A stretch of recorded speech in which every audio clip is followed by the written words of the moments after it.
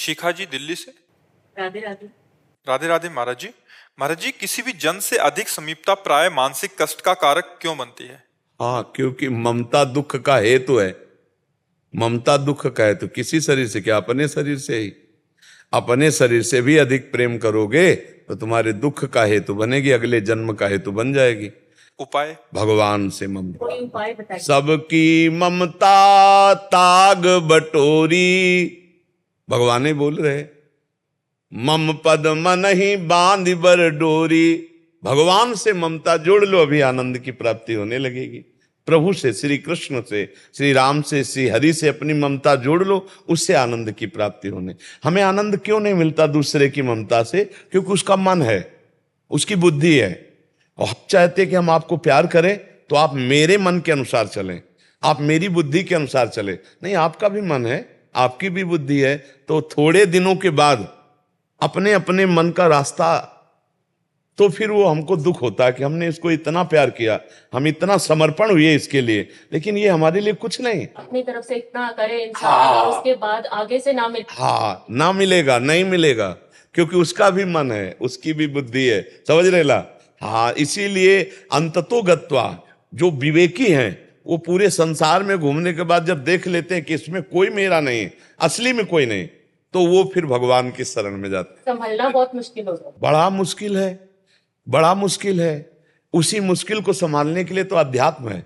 बस आपको जब से सुनना शुरू किया थोड़ा सा लगता है उसी पता नहीं क्या माया। उसी को संभालने के लिए अध्यात्म है। भगवान अपने एक भक्त पर जब कृपा करते हैं तो ज्ञान का चश्मा दे देते हैं। उस चश्मे में दिखाई देता कोई अपना नहीं, कोई अपना नहीं।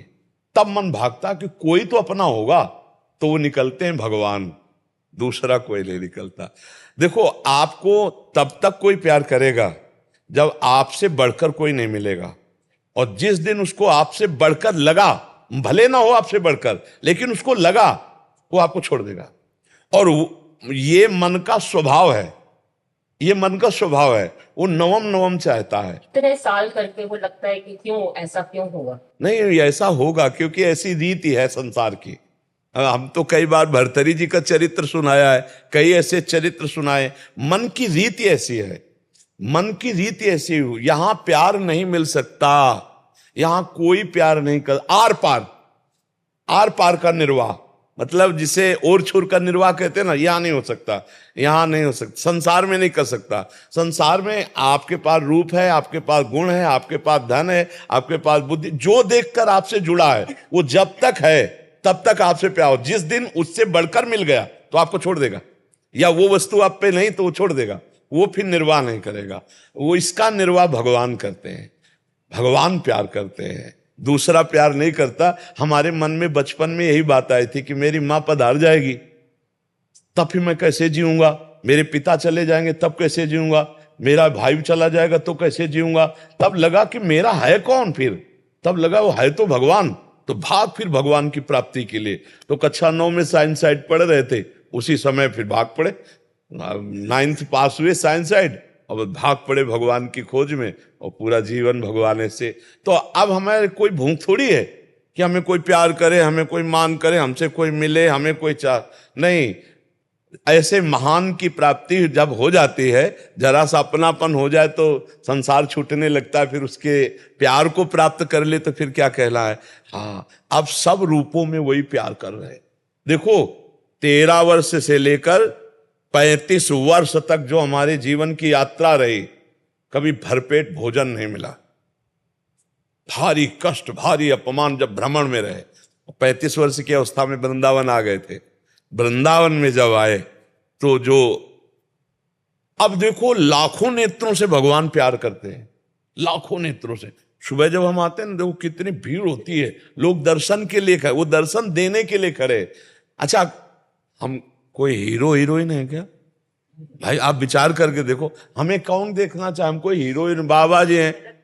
नहीं, बाबा जी है ना, तो देखना क्या चाहते हैं? मेरे भगवान इतने रूपों में मुझे प्यार देने आते हैं। गुरुदेव, हमारा प्यार ही आप है।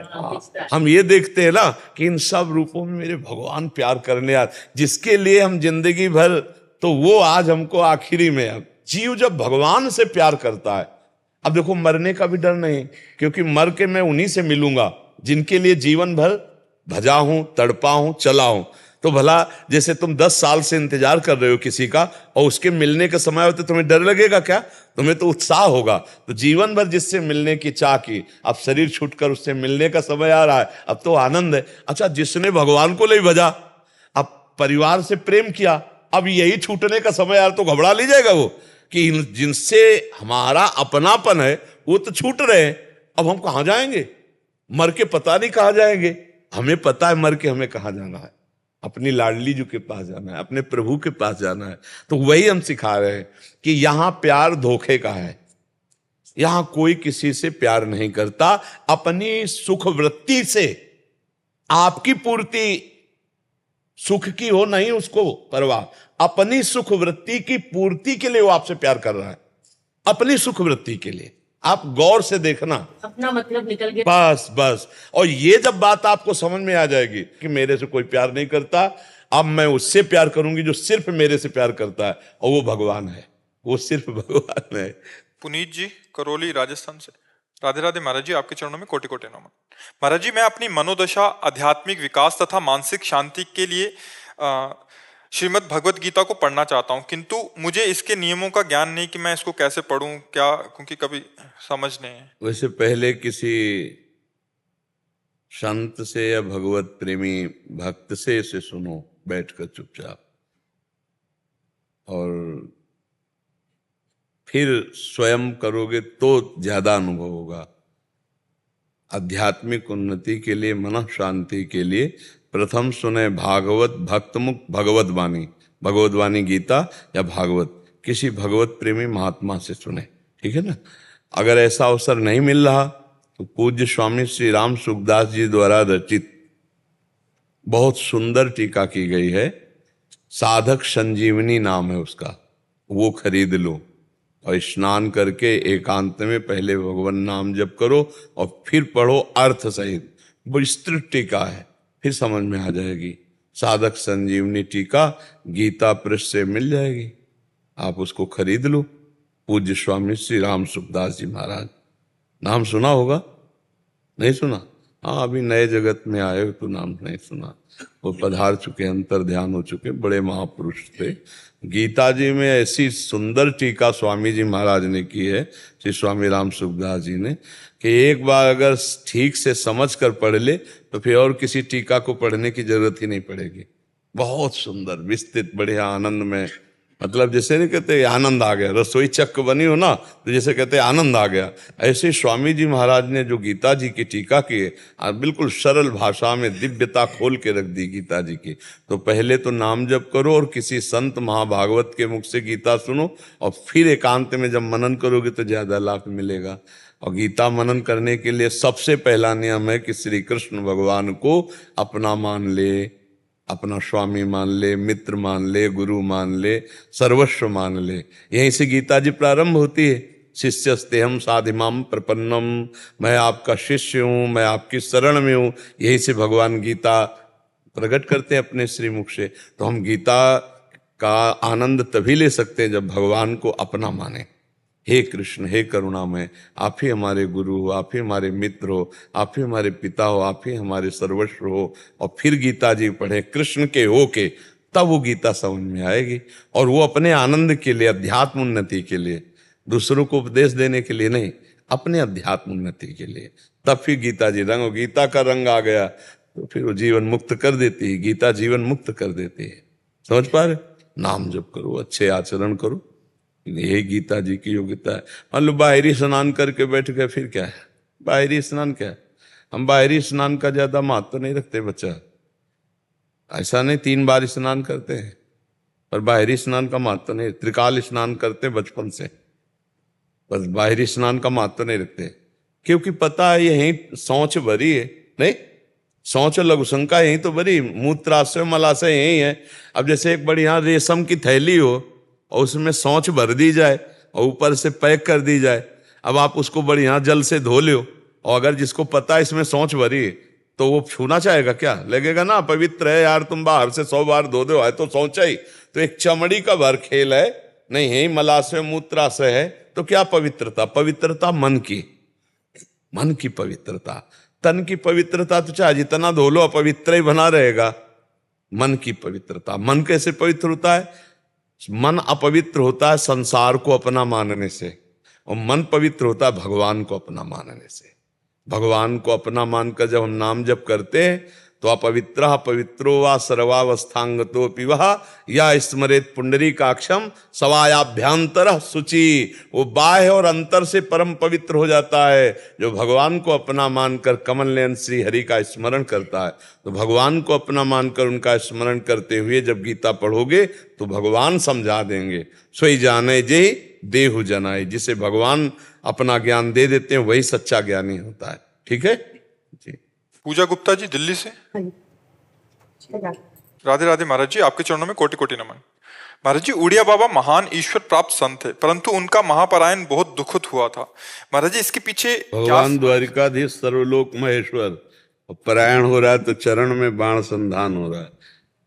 जिन महापुरुषों ने अपने शरीर को पुराने कपड़े की तरह पहले से ही त्याग दिया है तो पूर्व जन्मों का, अनंत जन्मों का प्रारब्ध होता है।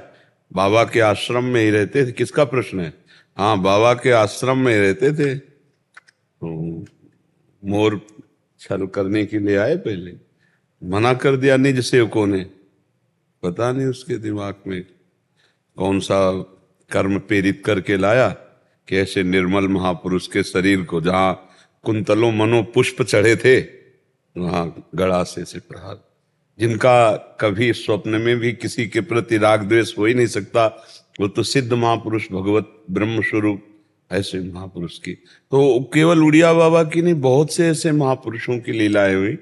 मग्नानंद सरस्वती जी महाराज सेनपुर के, हम काफी समय वहां रहे हैं गंगा के किनारे। तो एक संत आए तो गांजा वांजा पीते थे, तो अन्य संतों ने उनको विरोध किया कि ऐसे संत को, तो स्वामी जी ने, मग्नानंद सरस्वती जी ने उसे विशेष प्यार दिया।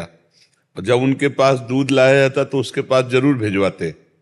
सबने कहा बड़ा उपद्रव करता है, अपने मतलब साधकों के लिए बहुत हानिकारक है। तो जब उनसे शिकायत करते तो कहते नहीं, यहाँ सब कोई रह सकता है, ये प्रभु का आश्रम है तो सब कोई रह सकता है। एक दिन वो बाबा से कहा कि आपका यश सुनकर हमको बहुत जलन होती है, तो उनका मिटा लो, आपको जैसे जलन मिटाना।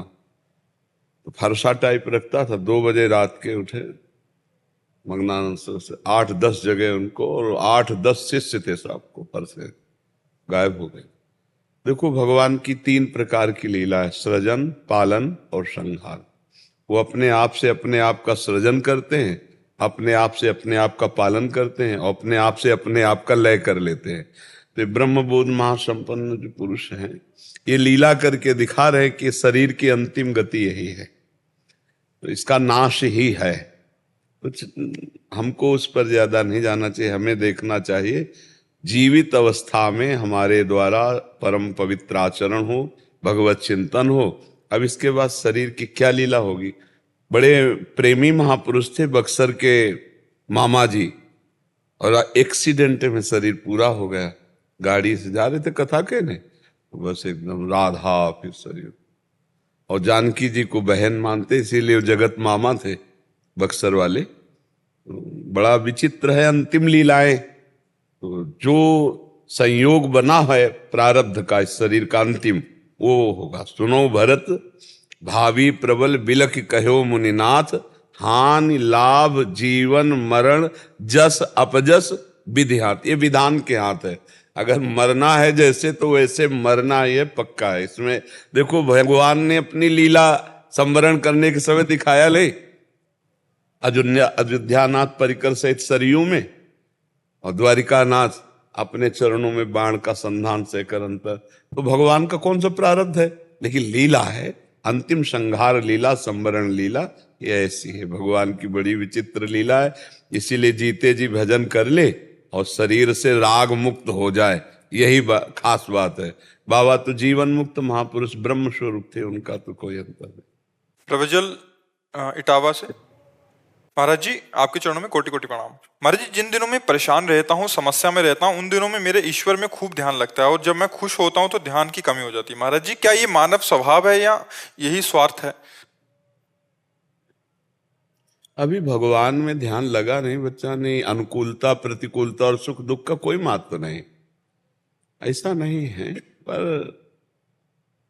दुख में गाढ़ चिंतन तुम्हारा होता है और सुख में चिंतन भूल जाते हो, मुझे विश्वास ही नहीं होता। क्योंकि जब गाढ़ चिंतन होने लगेगा तो फिर उसका स्वाद मिलेगा, और स्वाद मिलेगा तो उससे बढ़कर सुख क्या है? फिर कौन सा सुख है जिसमें तुम प्रभु को भूल जाते हो? हम प्रभु को तभी भूलते हैं जब प्रभु से ज्यादा हमें कुछ अच्छा लगता है।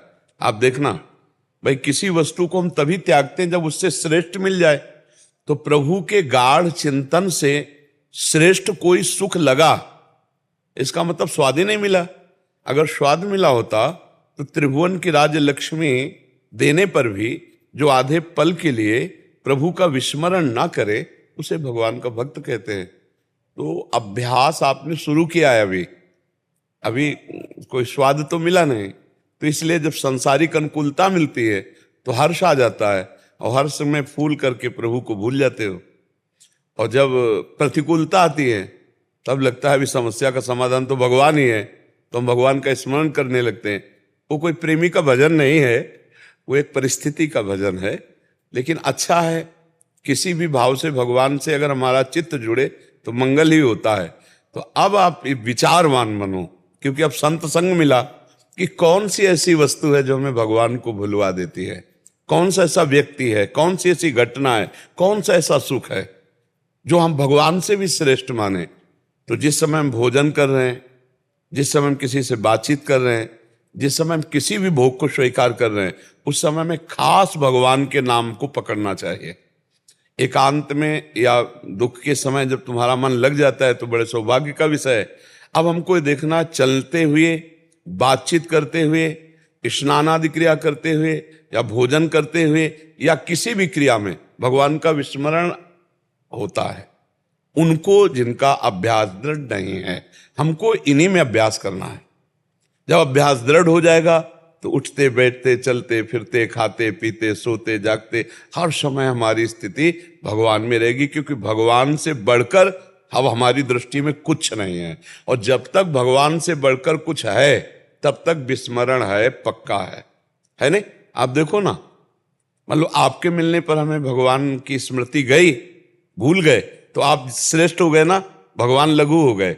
मतलब हमारा इतना गिरा हुआ स्तर भगवान के लिए है कि नारकी भोग मिले तो भी हम छोड़ दें। मलमूत्र जनित देह जनित राग और इन द्वारों को भोगने का तो हमें भगवान का विस्मरण हो जाएगा। मतलब कितना हम कमजोर जगह में भगवान को बैठा ले गए। तो हमें भगवान को सर्वोच्च स्थान पर रखना है। वो तभी माना जाएगा कि आपने भगवान को सर्वोच्च स्थान पर रखा जब किसी भी घटना, परिस्थिति, व्यक्ति, वस्तु, स्थान, चाहे वो अनुकूल हो या प्रतिकूल हो, भगवान का विस्मरण ना हो। सारे आचरण भगवान के अनुकूल हो और हम भगवान का जरा भी विस्मरण बर्दाश्त ना करें तो फिर हमारी स्थिति आ जाएगी। पर अच्छा है, हम आपको धन्यवाद देते हैं कि आप इस नई अवस्था में और भगवान की तरफ चल रहे हैं। जहाँ प्रमाद स्थिति, काम आदि दोषों से युक्त होकर व्यसन आदि में बच्चे जाते हैं, वहाँ तुम भगवान की तरफ चल रहे हो। भगवान तुम्हारे ऊपर बहुत प्रसन्न है और विशेष कृपा तुम्हारे ऊपर है। तुम इसको समेटो। अब हर परिस्थिति में स्मरण करना शुरू करो। 5 मिनट के अंतर में एक बार नाम जरूर ले लो, इसको पकड़ो। हर 5 मिनट में एक बार राधा बोलो, 24 घंटे का नशा छा जाएगा। क्योंकि हर 5 मिनट में डर लगा रहेगा अगला 5 मिनट फिर ही ना चला जाए, क्योंकि मुझे राधा बोलना है।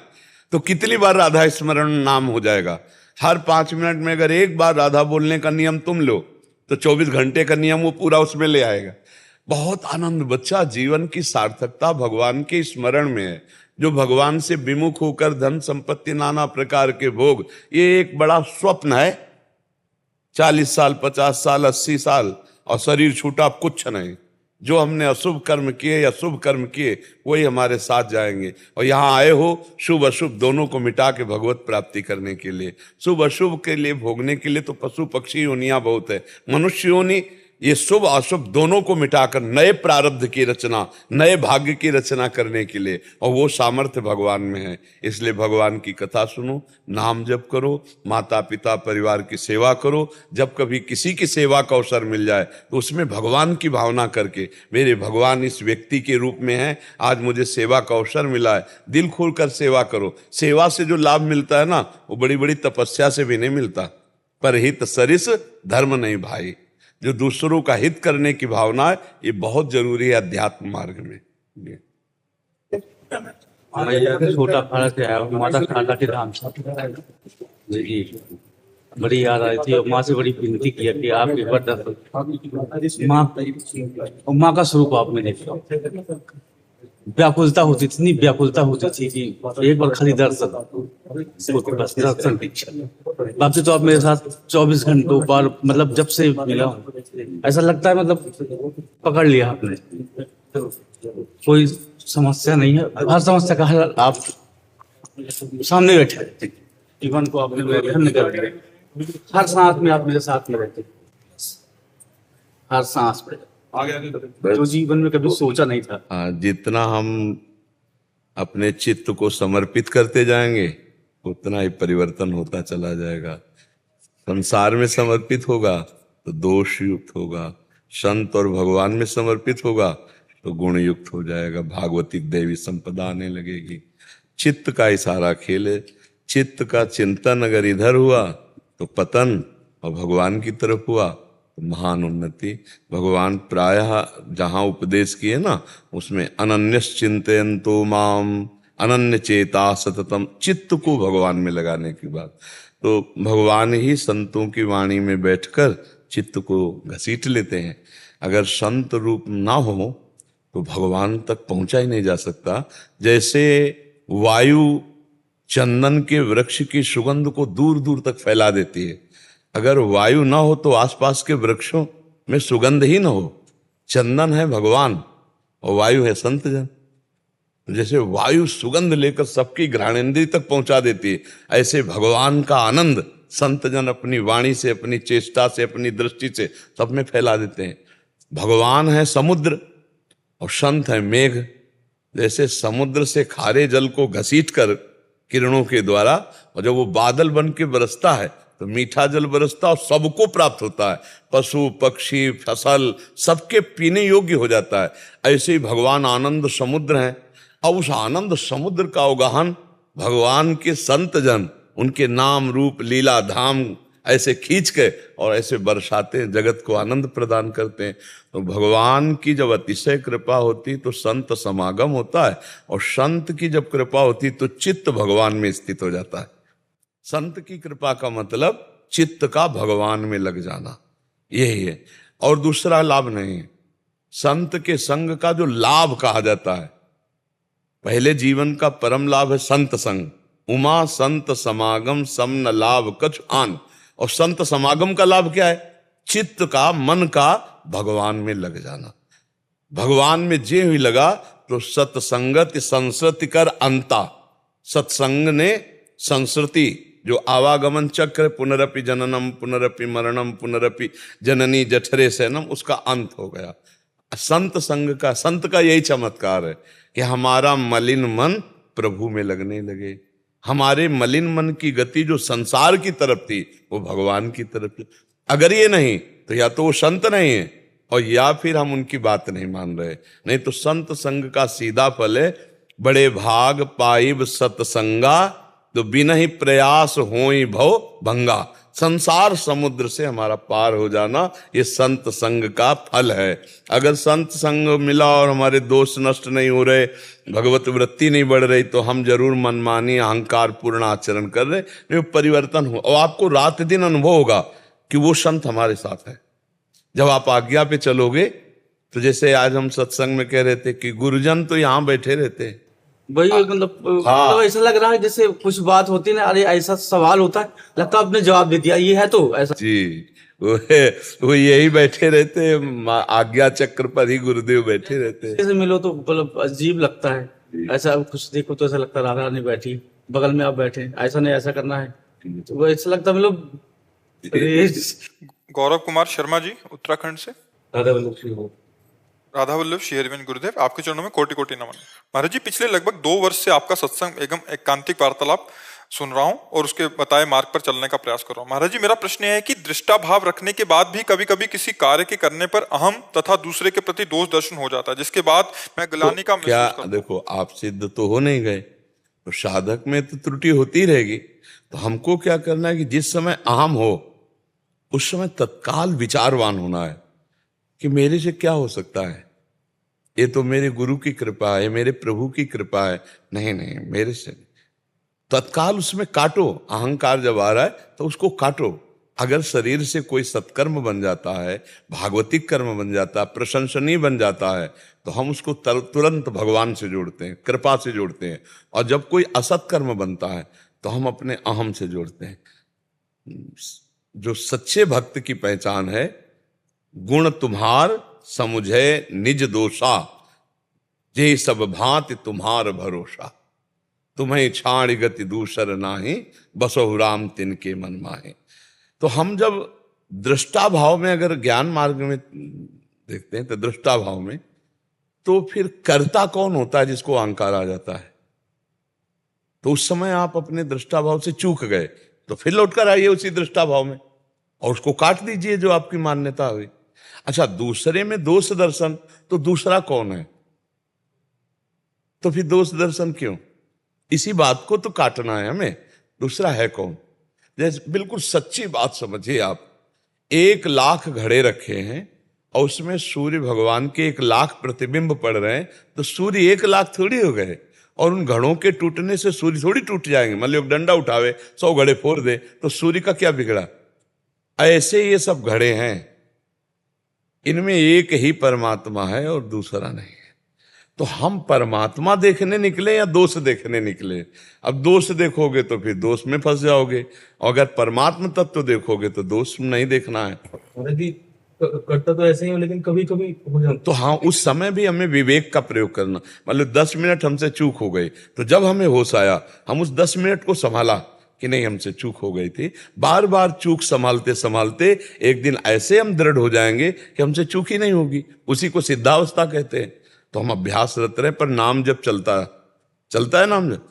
बिना नाम जप के सब माया लपेट में ले लेगी। ये दृष्टा भाव, साक्षी भाव सब मिनट में लपेट। शिव विरंचिका मोह है को है बपुरान, अस जिय जानि भजिए मायापति भगवान। आपकी कृपा से करता हूँ। हाँ, नाम जप करते रहना, नहीं तो ये ज्ञान विज्ञान जो है ना, जो ज्ञानिन कर चित अपरई, बरियाई विमोह बस करई।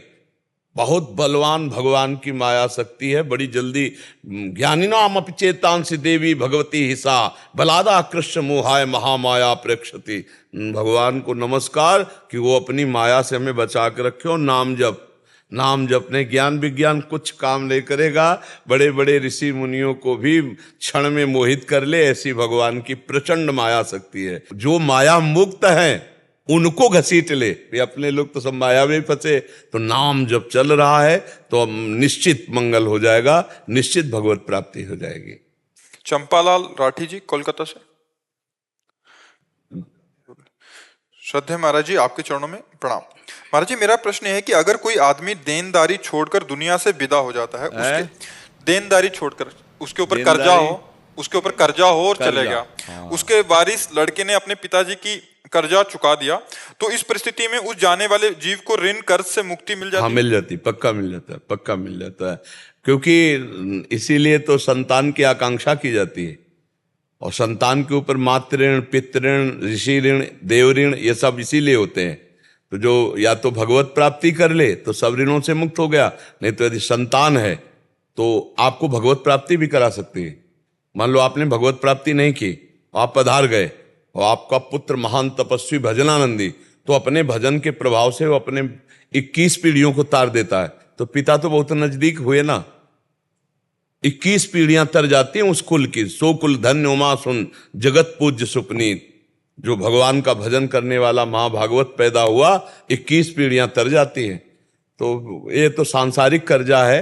अगर वो सांसारिक कर्जा पिता का पुत्र निपटा देता है तो मुक्त, हाँ, ऋण मुक्त हो जाएगा। सर कोई अन्नदान, धनदान, बहुदान दे जीवात्मा के पीछे, हाँ, वो भी उसको मिलेगा, बिल्कुल मिलेगा, पक्का मिलेगा, क्योंकि ये सरकारी हिसाब किताब है।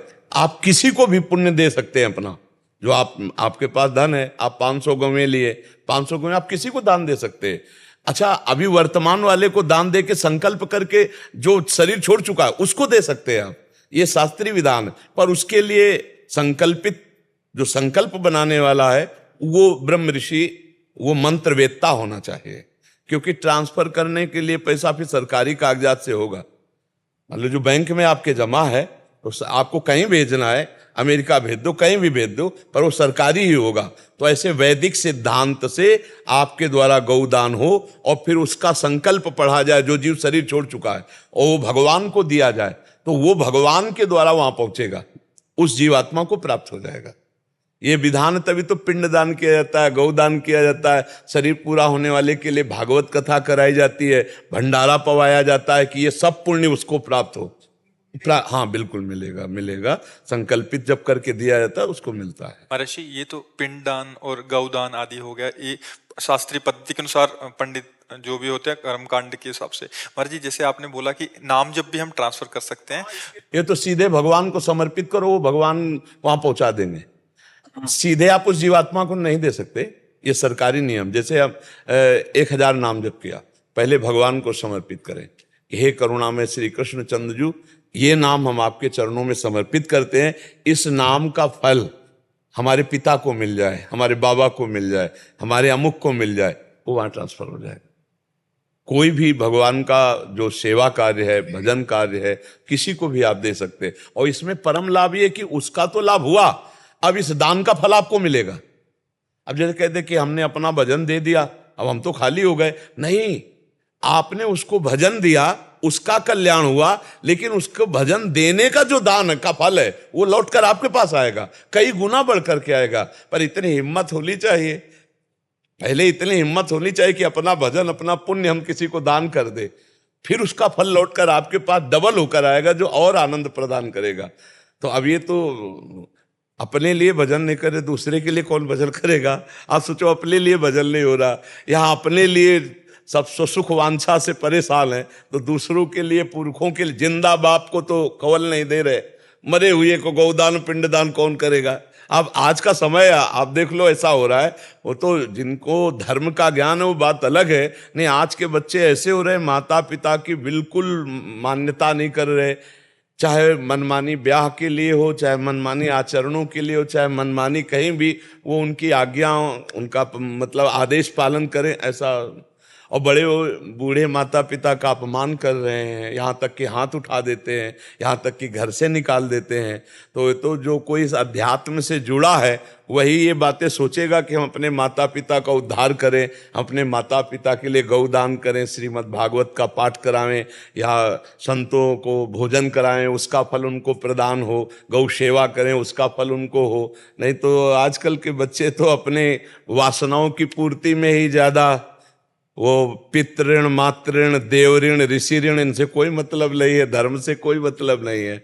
जिससे मन आया उससे अपना शरीर संबंध भाव किया, जहां जो जैसे मन आया वासनाओं की पूर्ति की, रसेंद्री जनेन्द्री, इसी के शिष्णोदर परायण, कोई भागवतिक चर्चा, कोई। ये तो बड़ा सौभाग्य है कि आप लोग आकर के संग सुन रहे हो।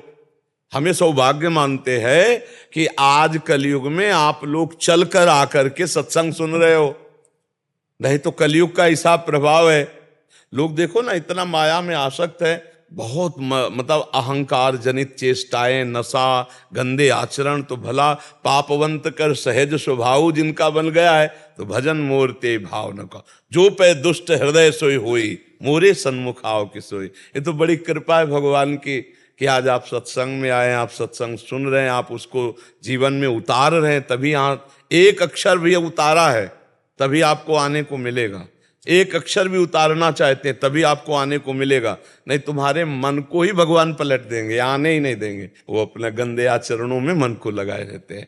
तो बड़े धन्य भाग हैं जो धर्म शास्त्रों को सुनते हैं, जो उसके अनुसार आचरण करते हैं, नहीं तो बहुत दुखी होना पड़ेगा। परिणाम जो आएगा बहुत दुखी परिणाम आएगा। आप लोग तो संसार में हो, समाचार सुनते हो, सब देखो। अब देखो, जीव, हर जीव बचना चाहता है। अब छोटा सा मुर्गा है, बकरा है, अन्य जीव हैं, ये जो काट काट के खा रहे हो, तुम्हारा पाप नहीं बढ़ रहा, तुम्हें भोगना नहीं पड़ेगा, ऐसे भोगना पड़ेगा। अच्छा, अब ये पूरा मूल नहीं हिसाब किताब हुआ। शरीर छूटने के बाद अब जब जज के पास जाओगे, धर्मराज, वो न्याय अलग है। ये तो अभी ब्याज है, मूल तो वहां है। जो रास्ते में पिटाई होती है ना पुलिस करती, वो कोई न्याय थोड़ी पूरा हो गया। न्याय तो वहां जज के सामने होगा। ये तो तुम्हें ले जाने की पधरावनी है, यह पधरावनी। बहुत संभल के, कर्म बहुत होश में। तो आज का जो नौजवान है वो बहुत कृपा कर रहा है कि सत्संग सुन रहा है, अपने को बदल रहा है। जैसे नवयुवक भाई आते हैं ना, कहते हैं महाराज जी हम आपको धन्यवाद देते हैं, ऐसा वैसा, तो हम हाथ जोड़ के कहते हैं भैया तो धन्यवाद के पात्र आप लोग हो जो बात मान रहे हो। तो ये तो बहुत बड़े अच्छे विचार हैं कि अपने बुजुर्गों के लिए दान पुण्य करना, उनके लिए भगवत उद्धार की बातें करना। वर्तमान में विराजमान माता पिता की सेवा करने को बच्चे तैयार नहीं हैं। महाराज जी, आपके सत्संग से समाज में युवा पीढ़ी का बहुत कल्याण होती है। हाँ, भगवान की व्रत तो है, ये कोई बात नहीं है। जी जी युवा पीढ़ी का बहुत जबरदस्त कल्याण होती है। जी जी। वो ये सब श्री ठाकुर जी महाराज की कृपा है कि भाई लोग हमारी बात मान रहे हैं। नहीं कोई ऐसा जादू तमाशा नहीं है, ये बात मान रहे हैं, ये कृपा कर रहे हैं। तो युवा भाई हमको प्यार दे रहे हैं, हमारी बात मान रहे हैं, तो भगवान उन पर कृपा करे, भगवान उनकी बुद्धि शुद्ध करे, शरीर स्वस्थ रखे, वो समाज सेवी, राष्ट्र सेवी, परिवार सेवी बने, जिससे उनका भी मंगल हो, हमारे समाज का मंगल हो। महाराज जी आपकी वाणी शुद्ध देसी घी है, जिसको सब लोग पान कर रहे हैं। हाँ, मतलब हम ज्यादा पढ़े लिखे तो है नहीं, गांव में पैदा हुए, बचपन से गंगा किनारे रहे पूरा जीवन। अब भगवान ने सेवा दी है, तो अब जैसे जो टूटी फूटी बात आती है, अनुभव की बात, इसमें ये बात खास जो बात है उसमें ये है कि खाई हुई बात है, केवल पढ़ी हुई बात नहीं है कि भाई हमने हलवा का पढ़ा लेकिन कभी चखा नहीं, वो बात नहीं है। हम पहले हलवा बना के पाया है, फिर हलवा बनाने का वर्णन किया है। तो वह ये जो बात जहाँ कुछ पाई भर रंग ला रही है, उसका कारण है कि जो हम आपको कह रहे हैं, ये जीवन हमारा पूरा भगवान की कृपा से उसी मार्ग में चला है, और उसी मार्ग में चलकर तब वो बात, नहीं तो बातें तो यही सब जगह होती है, सत्संग में नहीं होती। रंग तभी आता है जब भजन हो, तो भजन और बात दोनों मिलके आपका परिवर्तन कर सकते हैं। मैं न्यूजीलैंड से आया हूँ जी, सिर्फ एक हफ्ते के लिए, सिर्फ आपको देखने, आपका चेहरा खींच के लेकर आया वहां से। 10 दिन पहले मैं न्यूजीलैंड में घर पे बैठा था और मुझे पता नहीं था कि मैंने आपके पास, जिंदगी में पहली बार वृंदावन आया हूँ। बड़ी कृपा श्री जी की। 2018 में मेरा एक्सीडेंट हो गया था जी, मेरी रीढ़ की हड्डी 8 टुकड़ों में खत्म हो गई थी, और मैं दुनिया का तीसरा इंसान हूँ जो रीढ़ की हड्डी टूटने के बाद आज आपके सामने खड़ा भी हूँ। न्यूजीलैंड में इकलौता हूँ जी। मुझे ऐसे लगता है मेरा जो ये जीवन है आज आपको मिलने के बाद सफल हो गया। ये भगवान की बड़ी कृपा है। भगवान की नाम जप करना और आनंदित रहना, ठीक है। हाँ, नाम जप करते रहना, आनंद। हाँ बिल्कुल बिल्कुल। नहीं, भगवान करतुम अकर्तुम अन्यथा करतुम है वो। हाँ, वही उनका चमत्कार तो है ना। देखो बताया ना, मेरुदंड टूटने के बाद हमने भी ऐसा सुना कोई आदमी किसी काम का नहीं रह जाता, और आप कह रहे कई जगह से टूटने के बाद 8 टुकड़े हो गए थे जी। हाँ, तो नहीं, भगवान की बड़ी दोनों टांगे टूटी हुई है मेरी। नहीं, बिल्कुल बिल्कुल बिल्कुल। यहाँ तक पेड़ 8 दिन खोल के रखा था पेड़ के। हाँ बिल्कुल, यहाँ से लकड़ी यहाँ करके। बिल्कुल। मैं न्यूजीलैंड में इकलौता हूँ जी। हाँ, नहीं, खूब नाम जप करो, इकलौते नहीं, भगवान है आपके साथ, ठीक है। आप खूब नाम। मेरी बिटिया पूछती है कि आप ऐसी कौन सी क्रीम यूज करते हैं कि सूर्य से अधिक तेज है? नहीं, क्रीम तो नहीं यूज करते कोई भी। आपको लगता है कोई क्रीम लगी है क्या? हाँ, रज जरूर लगी, आप देख लीजिए रज। कह रही है क्या, पूछ के आएगा। दूसरा, वो मेरे को कहते हैं एक बार अपना वो ठहाका मार के हंस दीजिए। नहीं, उसके लिए तो प्रसंग होना चाहिए। उस प्रसंग में था। अब ऐसे ऐसे जैसे बलावटी हंसे तो कैसे हंसेगा? उसमें जब कोई श्री जी की ऐसी बात आती है और हृदय एकदम आह्लादित हो जाता, तब वो एकदम स्वरूप आता है ठहाका। और रही क्रीम की बात, तो जिंदगी हो गई। अब बाबा जी क्रीम, बाबा जी हो के क्रीम कैसे लगाएंगे? आपको लगता है कोई क्रीम लगी है? हाँ, पर ये जरूर है, हम जिनका आराधन करते हैं वो बहुत सुंदर है। देखो माई सुंदरता की सीमा महारानी जू, हाँ लाडली जू। तो जब जिसका चिंतन किया जाता है तो उसकी आभा आती है। तो जैसे हम लाडली जू के हैं ना, तो आप अगर थोड़ा भजन करो तो आप गौर से देखोगे तो आपको लगने लगेगा कि लाडली जू की है, लाडली जू की आभा आने लगेगी, आपको दिखाई देगा कुछ दिनों बाद कि ये तो हमें लगता है कि लाडली जू का ही प्रभाव, एकदम लाडली जू ऐसा आने लगेगा। लाडली, क्योंकि जब भृंगी कीट दूसरे कीट को लाके अपना चिंतन कराता है तो भृंगी बन जाता है। ऐसे ही जब भगवान का चिंतन करते हैं, देखो अपने लोग किसी किसी संत को कहते हैं वो संत नहीं, वो तो साक्षात भगवान है, क्योंकि वास्तविक वो भगवान में इतना तन्मय हो गए कि भगवान हो। क्रीम से सुंदरता नहीं आती, क्रीम से सुंदरता नहीं, सुंदरता वो जो चित्त को चुरा ले, सुंदरता उसे कहते हैं जो चित्त को चुरा ले, वो होता है भागवती। वो बनावटी श्रृंगार से नेत्र लुभायमान कर सकते हो, चित्त नहीं। चित्त को जो चुराए उसे सुंदरता कहते हैं। वो श्री जी और लालजू की होती है। हम उनके गुलाम हैं, हम उनके दास है, तो दास पे कहीं ना कहीं तो उनका प्रभाव है ही है ना। सरकारी जमीन है ये सरकारी कब्जा है, ठाकुर जी का कब्जा है, प्रिया जी का कब्जा है। दैवी संपदा जो होती है ना, वो भगवत भक्त में अपने आप जागृत हो जाती है। पर जो एक आकर्षण होता है वो भगवान का आकर्षण होता है। देखो हम जब सुबह आते हैं तो इतने लोग होते हैं और वो सब आनंदित होते हैं। ऐसा लगता है कि मतलब बूढ़े हैं तो जवान हैं तो बिटिया है तो माई है तो राधा राधा राधा, अच्छा इतनी जोर से चीखते हैं कि हमारी तरफ देख ले। और जब हम देखते हैं ना तो एकदम ऐसे हो जाते। क्या होता है ऐसा? उनके अंदर एक आनंद की उमगन दिखाई दे रही। क्यों? जो मेरे अंदर प्रभु वही उनके अंदर प्रभु, वही प्रभु आनंद उमगन कर रहा है। उसमें और कोई साधना का काम नहीं, इसमें अपने इष्ट की कृपा दिखाई देती है, मेरी लाडली जू की कृपा दिखाई देती है। सबको आह्लाद होता है भाई, ऐसे कि ठीक है खड़े हैं संत जा रहे हैं जय महाराज जी, ऐसे नहीं। आप देखो एक भी आदमी ऐसे नहीं होगा, कोई या तो कोई रो रहा है और या कोई बहुत आनंद में, एकदम देखते ही एकदम आनंद में। ये मेरी लाडली जू का प्रताप, ये श्री जी का प्रताप है। प्रवीण कुमार डोभाल जी। हे गुरुदेव, आपके चरणों में कोटि कोटि नमन। महाराज जी, गुरु बिनु भवनिधि तरह न कोई, जो विरंचि शंकर सम होई। हे गुरुदेव, जिन व्यक्तियों को कभी वृंदावन आने व गुरु दीक्षा व सत्संग प्राप्त करने का सौभाग्य प्राप्त नहीं होता, तो महाराज जी उन व्यक्तियों को भगवान मोबाइल से सत्संग सुनो, भाव से गुरु मान लो, सत्संग में जो आज्ञा है वो पालन करो, भगवत प्राप्ति हो जाएगी। मानने से अला, जब माटी के द्रोणाचार्य बना करके, जबकि असंभव है। देखो गुरुजी ने कहा राम राम बोलो, कृष्ण कृष्ण बोलो, हम जप रहे हैं, उनको गुरु मान लिया, कितना सहज है। लेकिन प्रत्यंचा चढ़ा करके धनुर्विद्या में प्रकांड हो जाना, बहुत प्रवीण हो जाना, ये तो असंभव बात है ना। मिट्टी की मूर्ति गुरु की बना के, क्योंकि उसके लिए हमको हर चेष्टा का ज्ञान प्रगट में चाहिए ना, वो केवल मिट्टी की मूर्ति। लेकिन गुरु महिमा अखंड मंडलाकारम व्याप्तम चराचरम, तो मिट्टी में भी गुरुदेव, तो मिट्टी की मूर्ति बनाकर जब गुरुदेव सिखाया नहीं और धनुर्विद्या में प्रवीण हो गए कि गुरुदेव को भी पता नहीं, तो आप मोबाइल से किसी भी संत को गुरु मानकर उनकी आज्ञा से अगर चले तो क्या आपको भगवत प्राप्ति नहीं हो जाएगी? क्यों? आप बोलिए, किसका प्रश्न है? तो हो जाएगी कि नहीं हो जाएगी? मेरा कहना है जैसे मैं कभी ऐसा तो सर कभी वृंदावन ना आओ, कभी हमसे मत मिलो, लेकिन हम बोल रहे हैं राधा राधा जपो। अब ये अगर अमेरिका में तुम्हें सुनाई दे राधा राधा जपने लगो और हमारी आज्ञा से चलने लगो, पराई माता बहनों की तरफ व्यभिचार दृष्टि मत रखो, मांस मदिरा मत पियो, सात्विक वृत्ति से रहो, वहीं भगवत प्राप्ति हो जाएगी। अमेरिका में वृंदावन मिल जाएगा। महाराज हम क्या कर सकते हैं अंध व्यक्तियों के लिए? ये कह रहे हैं कि आगे लिख रहे हैं कि क्या मैं भी उनके लिए नाम जप कर सकता हूँ, सबके लिए? देखो संत महात्मा तो सबके लिए जपी रहे, सर्वे भवन्तु सुखिनः सर्वे सन्तु निरामया। पहले आप छक लो, आप भगवत प्राप्ति कर लो। आप इतना छक्कर नाम जप करो कि आपको भगवत साक्षात्कार हो जाए, तो पूरे त्रिभुवन में कहीं कोई और है ही नहीं भगवान के सिवा, तो किसका कल्याण करोगे?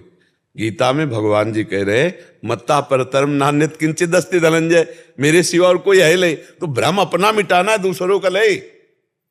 भगवत प्राप्ति अपने को करवा ली, दूसरों को ले। हमारा चश्मा जे ठीक हुआ तो जित देखूं तित श्याम मई है।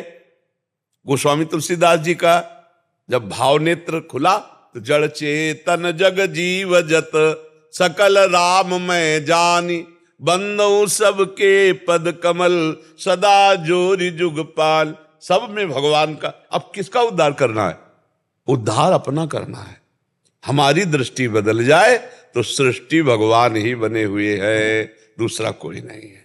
और जब हम में भगवत प्राप्ति का रंग चढ़ेगा ना, तो आपके स्पर्श से, आपके दर्शन से, आपके संभाषण से, आपकी छोटी छोटी चेष्टाओं से लोगों का कल्याण शुरू हो जाएगा। करना नहीं पड़ता, अपने आप कल्याण होने लगता है। पहले हमको छक के भजन करना है, पहले हमको देहाभिमान मिटाना है, पहले हमको नानात्व बुद्धि हटानी है। सब में ईश्वर दिखाई दे, यहां तक हमें चलना है। आगे की बात फिर सोचना, पहले यहां तक पहुंचो। हर 3 महीने में बैटरी डिस्चार्ज हो जाती है, फिर आपके कारखाने में आके इसको चार्ज कर लेते हैं तो अच्छा लगता है।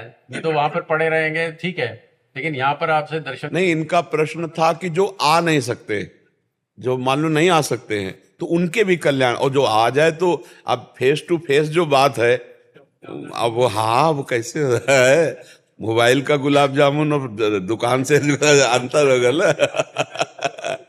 आपको देखना जरूरी है। अब जो नहीं आ सकते तो फिर उपाय तो बताया जा सकता है ना, उनका कल्याण नहीं रुकना चाहिए, कल्याण हो जाएगा। संत वचन मानने से कल्याण हो जाएगा। आप मान लो तो वृंदावन वहीं पहुंच जाएगा, संत वहीं पहुंच जाएंगे। मान लो हम नहीं जाते तो कोई ना कोई संत तुमसे मिलेगा, तुम्हारा कल्याण करेगा। जब कोई जीव व्याकुल होता है अपने कल्याण के लिए, तो भगवान उसके अंतर में बैठे हुए हैं, वो ऐसे ही मिला देते हैं, या बुला देते हैं या भिजवा देते हैं, वहीं पहुंचा देते हैं। वो भगवान विधान बनाते हैं। पर जीव के अंदर कल्याण की इच्छा जागृत तभी होगी जब सत्संग होगा। अगर संत संग ना मिले तो कल्याण की इच्छा ही नहीं हो सकती। क्यों? आप विचार करो। बाबा जी, एक ऐसी चीज है, संत ज्यादातर वृंदावन में ही मिलते हैं, अपने वहां पर संत ढूंढने से नहीं मिल रहे अभी। बाबा जी, आपके कहने अनुसार हम गाय की रोटी बना के बाहर जाके देखते भी हैं कि कोई है या नहीं, कोई नहीं होता, सब सफाई। देखो, पहले सब संत सुखी विचरंतमयी, अब संत विचरण करे तो कह रहे बच्चा चोर, मार डालते 2-2 3-3 संतों को। तो अब संतों को भी तो लगने लगा कि भाई अब जाएंगे हम रोटी मांगने, कहेंगे बच्चा चुराने आए तो मार डाला जाएगा। जो बच्चा चुराने वाले होंगे उनका अलग, तुम पकड़ ही नहीं पाओगे उनको, वो तो अलग उनका होता है। अच्छा, मान लो हम कह रहे हैं अगर हमें शंका है कि बच्चा चुराने वाले हैं, तो उनको कैद कर लो, कमरे में बंद कर लो, पुलिस को बुलाओ, जानकारी कर लो कहां से आए कैसे आए, और फिर कानून हमारा उनको दंड देगा। अब ऐसे घेर के मार लाठी मार डाला, वो कौन सा पायल घर नहीं। अब जैसे नौजवान बच्चे हैं, अभी गांव में जाएं, अन्यत्र ब्रज में तो मांगने में अभी मर्यादा है, बाहर अगर घरों में मांगने जाए तो लोग मतलब उपहास करेंगे, लोग मार देंगे। नहीं, पहले संत गांव गांव विचरण करते थे। बहुत से महात्माओं जो गांव में आते, कुछ ऐसे स्थान होते जिनमें रुकते, प्रवचन करते। अब तो हाँ, अब तो बड़ा मतलब विचित्र खेल है। तपसी धनवंत और दरिद्र ग्रही कलि कौतुक तात लजात। अब तो भैया मतलब बड़ी विचित्र व्यवस्था है। हाँ, बहुत कलयुग का बड़ा भजन करके निकल जाओ, यही खास बात है। ले तो फसाओ, हर गली में फसाओ है, हर कदम में फसाओ है। भगवान की प्राप्ति बड़ी कठिन है। आपके आदेश अनुसार रोज घर के बाहर जाके देखते हैं, कोई संत नहीं। समय हो गया लाई साहब, आप नहीं मिलेंगे। हाँ, अब नहीं मिलेंगे, अब ऐसे नहीं मिले, बहुत कठिन हो गया। अब जो संत जन है वो अपनी अपनी गुफा, अपने अपने मकान बना करके चुपचाप भजन कर रहे हैं, क्योंकि कलिकाल का ऐसा प्रभाव है। अब ये काशी है, हरिद्वार है, वृंदावन है, अयोध्या है, अब हाँ, अब ऐसे संत जन पाए जाएंगे। अब भ्रमण, इसीलिए यहीं पर आने का दिल करता बाबा जी। हाँ, नहीं तो आओ। जिनको नहीं आने को मिलता वो मोबाइल से सुन ले, लेकिन जिनको आने को मिलता है सौभाग्य तो धन्य भाग है। आना चाहिए महीने 2 महीने में, जिनको सुविधा है एक बार जरूर आ जाना चाहिए। दर्शन संभाषण बिहारी जी राधा वल्लभ जी से आंख मिला ले, ये सौभाग्य मोबाइल से थोड़ी मिलेगा। अब जैसे ऐसे आप जो आनंद ले रहे हैं वो मोबाइल से थोड़ी मिलेगा। 3 महीने तक चलेगा बाबा जी, ऐसे ही सोचते मन में सोचते बाबा जी से बात हुआ। राधा राधा राधा राधा राधा राधा राधा राधा राधा राधा राधा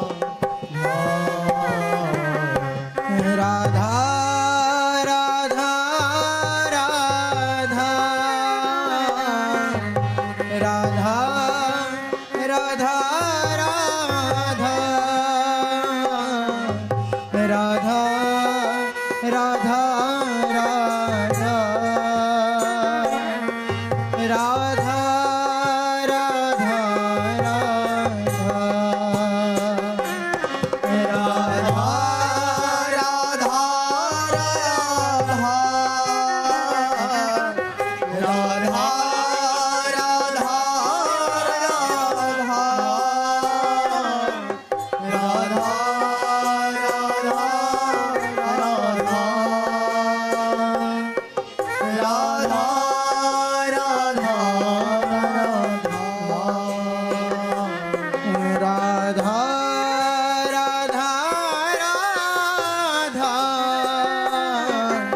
राधा राधा राधा राधा